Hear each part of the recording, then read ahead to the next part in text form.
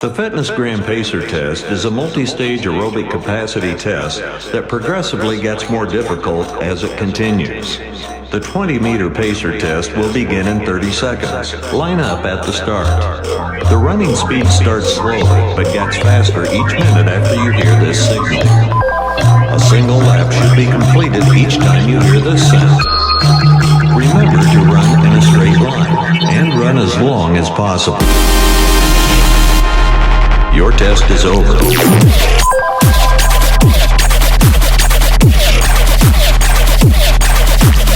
Remember to run in a straight line. Your test is over. And here we go. We're back. Gym Class Podcast, episode 8. I'm coming to you from the road. I am in Rockford, Illinois for board teachers. We were in Davenport, Iowa last night. Had a great time. Looking forward to performing tonight at the Coronado Theater in Rockford. I heard it's haunted. I'm into that. I am into that. I love old theaters. One of my favorite things about performing on this tour is we go into some really old, like, beautiful theaters, and I love to sneak off and explore. And I heard that the theater we're going to be at tonight is haunted, especially the stage. Apparently the stage is like the most haunted place. So I'm going to be thinking about that while I'm performing. And I hope it doesn't distract me. Or maybe I hope it does. I don't know. Maybe that would be fun. Maybe, I don't know. I'm excited. All right. It's going to be a good time. I was just in Rockford last weekend on a local show, and there was only about 17 people in the audience. And it was honestly terrible. These comedy shows, I've had a string of bad luck with local shows lately. Yeah, I don't know. Barely anybody showed up. Apparently there was something else going on like a few blocks down the road. And, you know, you go into some of these smaller towns, and sometimes it's tough if you have a show on the same night as like a street festival or something, then it's hard to get a good turnout, and that's kind of what happened. So I'm looking forward to tonight because there's going to be people in the audience, and that's always fun when there's actually people there to listen to your jokes and laugh at them. Those of you who tuned in to last week's episode, we had some technical difficulties. I had a really good conversation with Phys Ed Girls Kate Davis, and a glitch happened in the middle, like 15 minutes in, to where her audio was delayed by, I don't know, 30 seconds, a minute. It made a big difference though, because like for the rest of the episode, we were basically talking over each other. So it was like impossible to listen to. And I did end up fixing it. I uploaded a fixed copy, I want to say like Wednesday or Thursday. So if you tried listening to that episode and couldn't get through it because of how we were talking over each other, please go back and listen to it again. It was a really good conversation. All right. This week I'm on my own. I'm solo, and I'm going to deliver to you a presentation that I gave at the IAFRD State Conference a few years ago called Dodgeball Addicts Anonymous. This is a whole presentation I gave on dodgeball, and it was kind of funny the way it turned out. The theme of this presentation was like alternatives to dodgeball because, you know, most PE teachers know dodgeball is not considered an appropriate game for the physical education setting. And, you know, that's something that I talk about a lot in the presentation. The theme was like, this is a support group for PE teachers who cannot give up dodgeball, because there's a lot of them out there. And I was one of them too. I used to play dodgeball with my students in the middle school that I taught at in Chicago. I don't anymore. But when I first submitted this presentation, first of all, this was the first presentation I gave after I quote unquote became the angry gym teacher. I used to present at IAFRD long before I started my social media page. I would give presentations on classroom management. The episode a few weeks back, which was actually my most viewed episode, so thank you for everybody who watched that one. But effective gym room management, that was my first presentation I gave at the state conference. Went over really well. Ended up getting recruited to give that presentation to Chicago Public Schools and a few other places. And then, you know, I started this whole social media thing, and I decided I should probably start presenting again because people keep coming to me with these questions and stuff. So I sent in this presentation, and the president of IAFRD back then, a guy named Bo Phillips, who's a good friend of mine now. He's come to a few of my shows. Great guy, great teacher. If you ever get a chance to go to one of his sessions at any of these conferences, definitely go. He's an amazing phys ed teacher. But we didn't know each other back then, and all he saw was this presentation come through, this proposal come through for this presentation called Dodgeball Addicts Anonymous. And he was like, you do know that we don't support dodgeball, right? Like, we don't want to give a whole presentation on dodgeball. And I was like, no.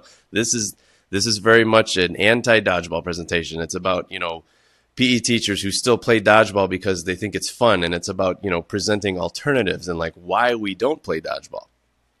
So that was how I presented it to him. And he was like, oh, okay, that makes sense. Let's do it. So I gave this presentation. They gave me the hangover slot. That's what I called it, on Friday morning. So the Iaford State Convention is always on Thursday and Friday, late in the year. These days it's in December. It used to be the week before Thanksgiving. And the slot that they gave me was like Friday morning at 8 a.m. So I joked that was the hangover slot because, everybody goes out to the social events on Thursday nights. It's a chance for phys ed teachers to get together and get a little crazy. And then they get up Friday morning and they're like, oh, we have a whole nother day of professional development. But surprisingly, a lot of people came up. I think I had about 300, 400 people in this gigantic, conference room setting.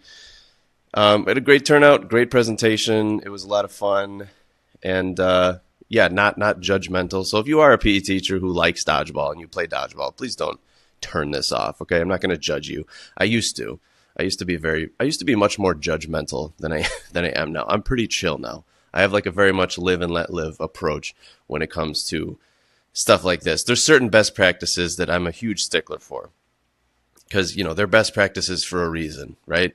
Stuff like, separating genders, which we talked about in the last episode, making sure that boys and girls are playing together. That's something I'm a big stickler for. I'm a big stickler for diversity and inclusion, making sure that students with disabilities, students from other cultures, other races, other languages are included. Those best practices I don't think we should ever budge on. And, that's when I get judgmental. But when it comes to dodgeball, you know your students better than I do. So I can't sit here and tell you, oh, you're traumatizing your students by forcing them to play dodgeball. It's not my place to say that. I do think there's much, much better games. And I do think that it's just kind of a waste of time, a waste of classroom time, because at the end of the day, we don't get to see our students all that often. Even if you do see your students every day, you're not going to see them every day for their whole academic career. Most of the time, students who have daily PE, it's either middle school or high school, and they don't have daily PE for the whole year. They usually go to health. If it's a high school, they get waivers for marching band. They come up with all these crazy excuses to miss out on PE class. So yes, I do think it's a waste of time. I do think there's much better games you could be playing, and I'm going to tell you about a few of those here. So here we go. Pull up a chair. This is a safe space. This is a support group for people who are addicted to dodgeball. Okay? I'm going to go through this presentation here. So first question I start off with is, what do PE teachers have in common with the late, great Rodney Dangerfield, amazing comedian? And of course, you're saying it right now in your head. No respect. PE teachers, we get no respect. We get no respect at all. Rodney Dangerfield, that's one of the few impressions I can actually do. Let's think about famous classroom teachers from TV and film. Got lots of examples here. We got Miss Johnson from Dangerous Minds, Michelle Pfeiffer, one of my favorite movies. Great movie. We got Mr. Escalante from Stand and Deliver. This movie is, and I just learned, by the way, that this movie was based on a real person. I did not know that. My students were talking about Mr. Escalante every morning during announcements. They're covering like famous Hispanic Americans for Hispanic History Month. And apparently it's a real guy, and this was an awesome movie. If you ever watched that South Park episode where Cartman's like, "We must reach these kids," that's the movie he's spoofing there. Mr. Cotter, welcome back, Cotter. Never watched a single episode, but I know it had young John Travolta in it. Miss Teagues from Abbott. We've talked about Abbott before on here. She's an amazing teacher, right? Amazing teacher. Loves her students. Mr. Keating from Dead Poets Society. So these are famous, inspirational classroom teachers from TV and film, and what do they all have in common? They're all math teachers or reading teachers, right? Math teachers and reading teachers, very respectable profession. We love math teachers. We love reading teachers. They're so noble. They're so loving. They're so compassionate. But when we talk about famous PE teachers from TV and film, who do we have? Who do we have representing us in the entertainment industry? We have Kenny Powers and Mr. Woodcock. Now, Kenny Powers, okay, I tried watching this show, Eastbound and Down. People would always tell me to watch the show. You got to watch it. It's about a PE teacher. You'll love it. I can't get into it, guys. I can't. It's something about the actor, Danny McBride. He's funny. He's talented. Great writer. Obviously very successful. But just the characters he plays, they're always scumbags. And I'm sorry. I can't get into it. I can't. All right. And then Mr. Woodcock. This was a movie that was made in like the early 2000s. Billy Bob Thornton played this like old school, just jerk coach gym teacher. I mean, you could tell by his outfit. Look at him standing there holding the basketball. By the way, forgot to mention, you should be watching this episode. If you're listening to it in the car, great. Don't watch it now, obviously, but later watch it on YouTube because I'm actually delivering the slideshows from this presentation that I gave. Okay, so you're missing out on some good visuals here if you're listening to this episode. But this is who we have representing us, right? Like, not a lot of respect there. How do we defeat the stereotype of just the nasty, lazy PE teacher? And I wrote on here, each of us must do our part to ensure that our curriculum adheres to best practices and that our learning activities are fun, educational, beneficial, and inclusive for all students. So on the next slide here, I've got the Shape America Dodgeball position statement that originally came out in 2006. It says, Shape America reasserts its position that dodgeball is not an appropriate activity for the K-12 school setting because it does not support a positive school climate, the application of appropriate social behaviors, or the goal of physical education. With an increasing focus on student social and emotional learning, most schools have enacted policies aimed at fostering a positive school climate. Traditional dodgeball, in which the objective is to eliminate opponents by hitting them with a ball, undermines the goal of creating and maintaining a positive school climate. It also subverts the goal of physical education, which Shape America considers is to develop physically literate individuals who have the knowledge, skills, and confidence to enjoy a lifetime of healthful physical activity. So this statement says 2014 on there. Originally, this statement came out in 2006. And the reactions among PE teachers were a little bit mixed. They still are. They still are. PE teachers, this is a very hot button issue. You know, if you walk into a room full of PE teachers, if you want to get them going and get them arguing, you don't bring up politics, bring up dodgeball because it's a very divisive issue. There's a lot of teachers like myself who buy into this, obviously, because this is our governing body. There's research behind these statements here. There's actual research. And, we're ordering dinner. Nice. Sorry, that was a reference to the video. If you're watching the video, I'm recording my screen on my iPad, and Devin Siebold's lunch order just came through. I need to send mine here in a minute. We buy into this message because it's based on best practices. It's based on research, right? But then there's other teachers who treat it like it's a Second Amendment issue. They're like, you can have these rubber balls once you pry them from my cold, dead hands. And it's something that really gets us going. Next slide. So here's the common excuses that teachers use, okay? It's fun. Dodgeball's fun. My students love dodgeball, okay? And yes, that's very true. Dodgeball is fun. I always liked dodgeball. I take that back. I didn't like dodgeball. I was kind of indifferent towards it. I liked dodgeball days in middle school because I knew that my teachers didn't give a crap. I knew that they were checked out. That's why they were having us play dodgeball. It was usually a free day, like a fun day. Nobody really cared. So I would just kind of check out on those days. You know, I would try to grab a ball, and then, you know, if I did manage to get a ball, I would huck it at one of the kids who I saw as my bullies or whatever. I usually missed, and they usually belted me after that. But then I got to, chill, got to sit out for the rest of the game. So it's fun. To me, that's not an excuse, because so is shooting spitballs, right? Giving kids swirlies, owning noobs in Call of Duty. Those things are fun too. So just because it's fun doesn't mean it's educational, beneficial, or inclusive. It teaches throwing and teamwork. This is another excuse. And this one drives me crazy because, first of all, okay, it teaches throwing, but teamwork? What kind of teamwork is involved here? And there are hundreds of games that teach these things, by the way. The main objective in dodgeball, which is human targeting, which is throwing a ball at a person, that's not transferable to any other sport. Think about it. In literally every other sport where you are throwing a ball at another player, the objective is for that player to catch the ball. Okay? Catch the ball. The objective is never to hit that player. Ever. So this is something that is not transferable, and it's a completely different kind of throwing. When I throw a ball at my teammate and I want them to catch it, I look and I wait to see if they're ready. If they're not ready, I get their attention. I communicate. I look for their hands. I look to make sure they're looking. Okay? I throw the ball and I aim for a space where they can catch that ball. That's completely different from if I'm trying to hit them aggressively. So it's not transferable. Okay? My students love it. That's another excuse. Students love it. They love dodgeball. To me, this is honestly the only decent excuse. If your students do love it, great. Okay? But think about it. Your students would also love eating cake and ice cream for lunch. There's a reason we try to get them to eat healthy food in the cafeteria. You're the teacher. Okay?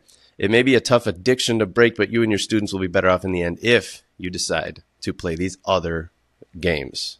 Okay? And by the way, not all of your students love it. If you're one of these teachers who says this excuse, like, oh, my students love dodgeball, not all of them. It drives me crazy when teachers in the comments are like, all of my students love dodgeball. I play dodgeball. Every single one of them, 100% of my students love dodgeball. No, they don't. You're lying to me right now. Or you're not paying attention because, listen, I don't care how fun the activity is. I don't care how free it is. You're never going to have all of your students on the same page. They don't all love anything. It doesn't matter. It could be free time. It could be like, hey, you can go play, right? I'm going to roll out a whole bunch of different equipment. You can go do whatever you want. You could play Nintendo Switch. You could play video games. They're not all going to love it.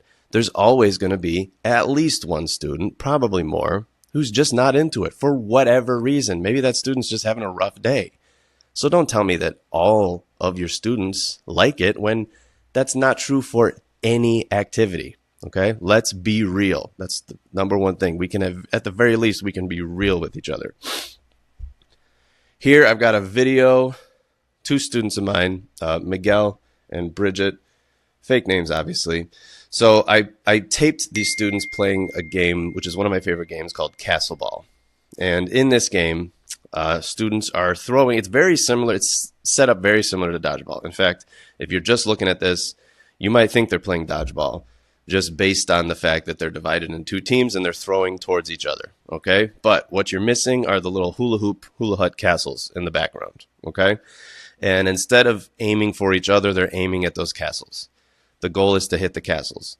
And I've got two students here, Miguel, you can see like front and center, biggest boy in class, very aggressive athlete, loves to throw, and he can throw hard. And then you've got Bridget back here who's guarding one of the castles. Now, she is willingly putting herself in the path of those balls that are being thrown by Miguel. Bridget is one of these students who would probably hang back if we were playing dodgeball. You know, she was not an aggressive athlete in class. You know, nice kid, loved to exercise, but just she wasn't into sports that much, you know, and these are the students who typically hang back in dodgeball. They're timid. They don't want to play. They kind of just stay in the back, you know, out of sight, out of mind. Can't wait for this to be over. But she is willingly guarding that castle, and she doesn't mind that she's getting hit. In castle ball, students do get hit by the ball. They willingly put themselves in the path of the ball to block, to defend those castles. And the difference is, are you ready for it? The difference is she's not the target. That's huge. She knows that Miguel is not aiming for her. He's not trying to hit her. He's trying to hit the castle. And that changes the whole dynamic. It changes everything. The framing is just so different there. So she's willing to stand there and get hit, block those balls so that they don't hit the castle. Huge difference. All right, so here's where I give you some of my favorite games. These are large group team games that are as much fun, if not more fun, than dodgeball. And my favorite game, I've talked about it on this podcast before, my all-time favorite game that I think is the perfect game is capture the flag, old school capture the flag. So the way we set it up is we play on a big soccer field, okay? We have each team has a base, and that base is a big rectangle. We use the goal box. Oop. I will be right back. And we're back. Sorry about that. I had to send in my lunch order. It was urgent. They were ordering it now. All right, so capture the flag, okay? Big soccer field. You got your goal box inside, or I'm sorry, in the base. Inside that, it's like a goal box. There's a rectangle. We use cones. Inside that, there's your ball, okay? Now, each team, in order to score, you got to infiltrate the other team's side. You got to steal that ball, bring it back to your side. As soon as you cross the center line with the ball in your hands, you score. I don't allow my students to throw it across, okay? Now, anytime you're in enemy territory, okay, if your flag gets pulled, and we use the flag belts, you got to use flag belts. Don't try to play this game and have them tag each other. Tagging with their hands, that always gets ugly and messy. You got to have the flag belts.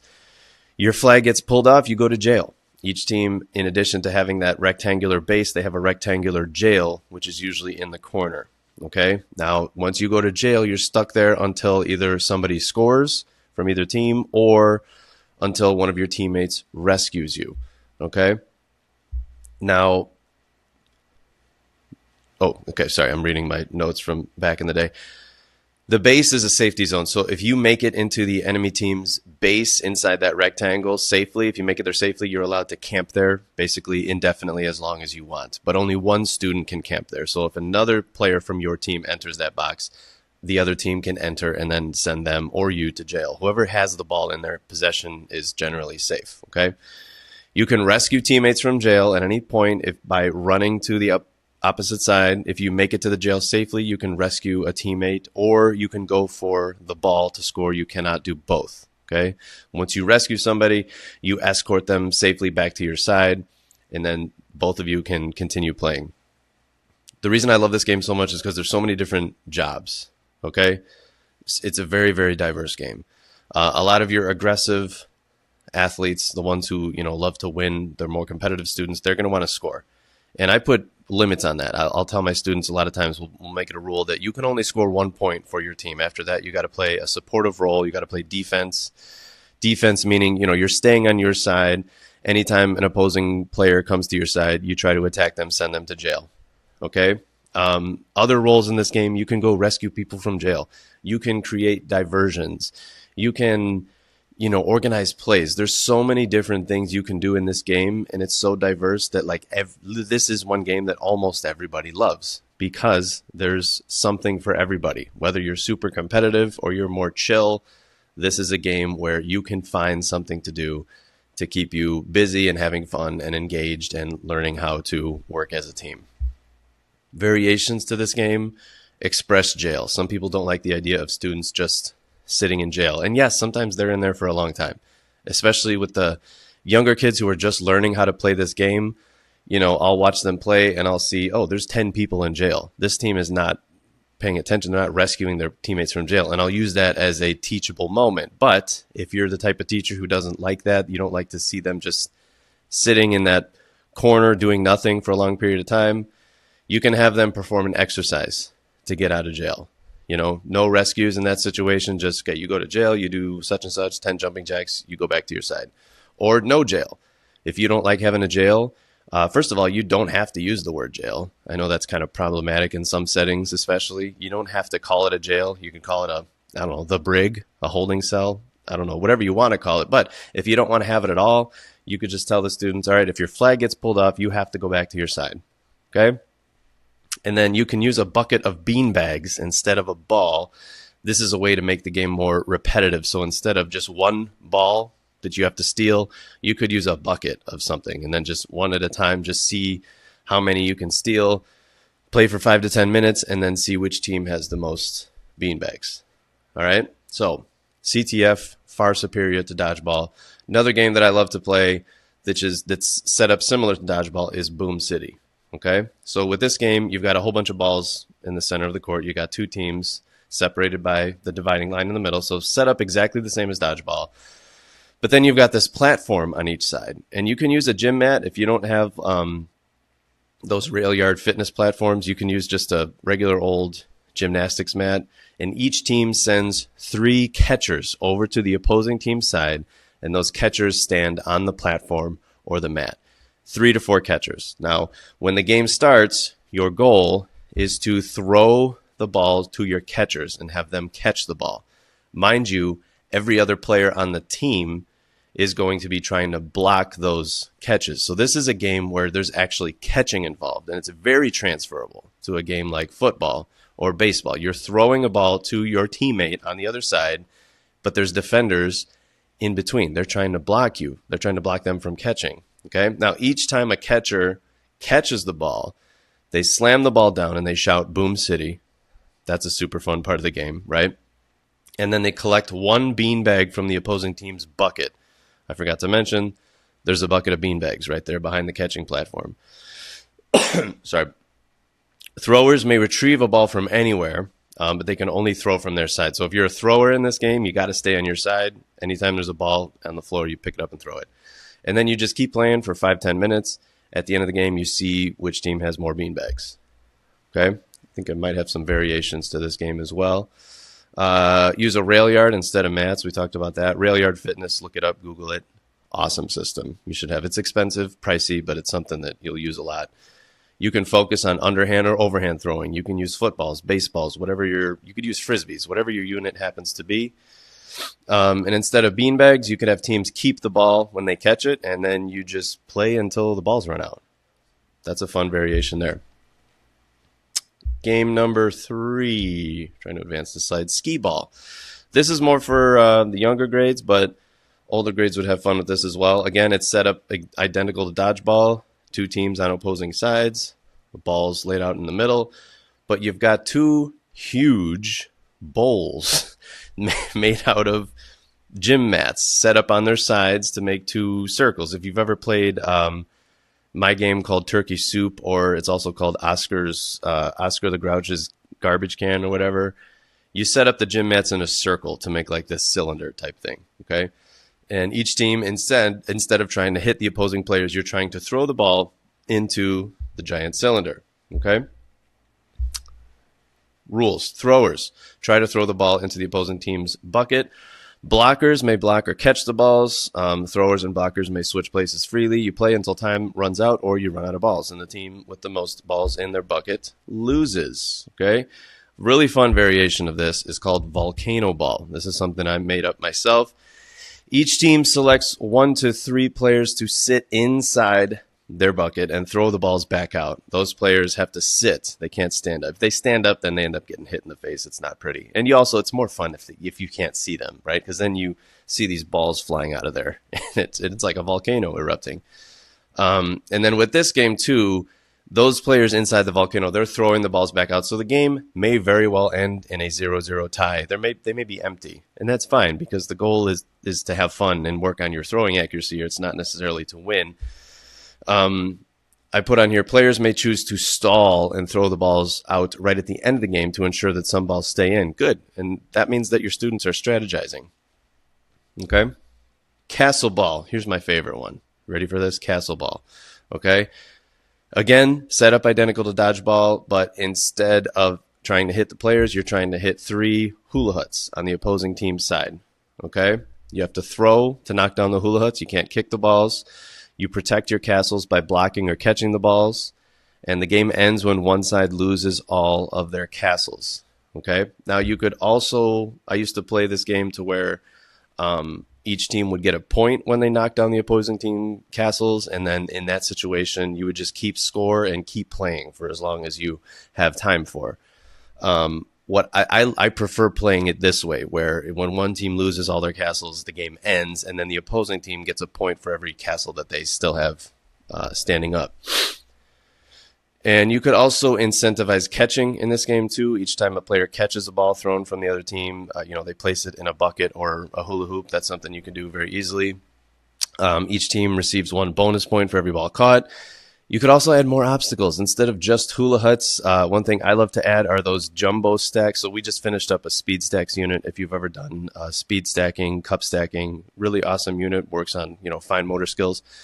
But when you buy the speed stacks, you usually also get these jumbo stacks. They're like big buckets. And and we set up stacks of those buckets for the students to also knock over, right? More targets, more destruction, more fun. This is an amazing game, and it's very transferable, right? Instead of trying to hit a player, you're trying to hit a target. That's transferable to a lot of other sports, okay? Instead of dodging out of the way of these balls that are flying towards you, you are trying to block them. Very transferable. Block them or catch them, okay?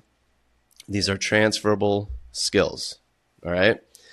That was the last game I covered here, and the presentation is over, okay? It says tfilline@gmail.com. That's my old email. Please use gymclasspod@gmail.com.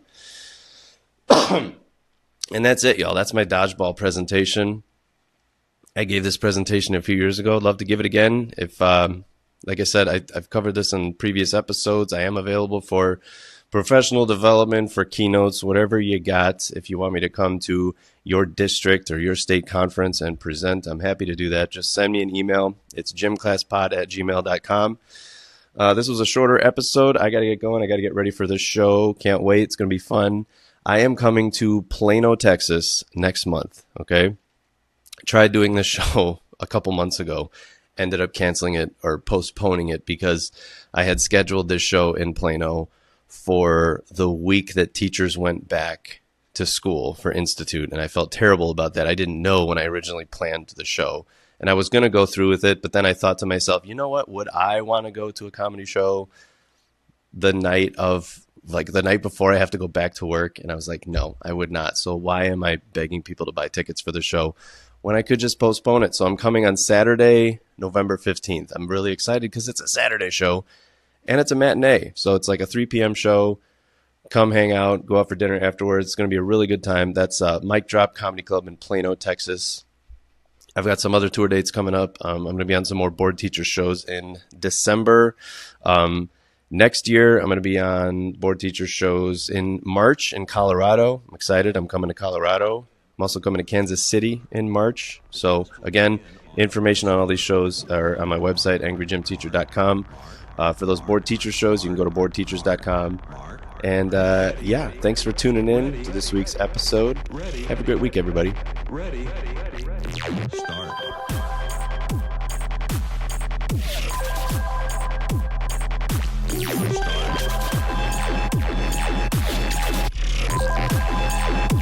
Your test is over.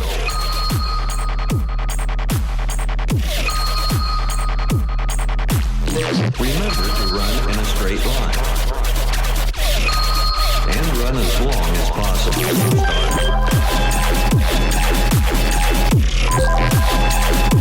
Your test is over.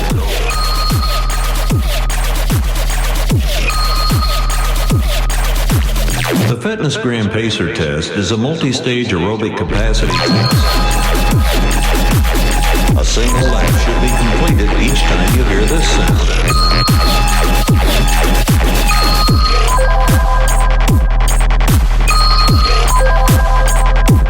Your test is over.